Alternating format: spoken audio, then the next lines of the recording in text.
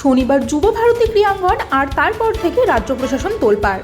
Lionel মেসির অনুষ্ঠানে কেন এত বড় বিশৃঙ্খলতা, সেই প্রশ্নের উত্তর খুঁজতেই সোমবার রাতে নবান্নয় জমা পড়েছে তদন্ত কমিটির প্রাথমিক রিপোর্ট।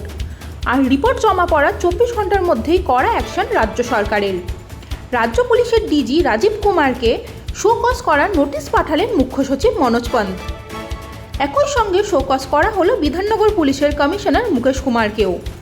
শোকজ নোটিশ গেল ক্রীড়া ও যুব বিষয় দফতরের প্রধান সচিব রাজেশ কুমার সিনহার কাছেও। পুরো ঘটনার তদন্তে গঠন করা হয়েছে বিশেষ তদন্তকারী দল।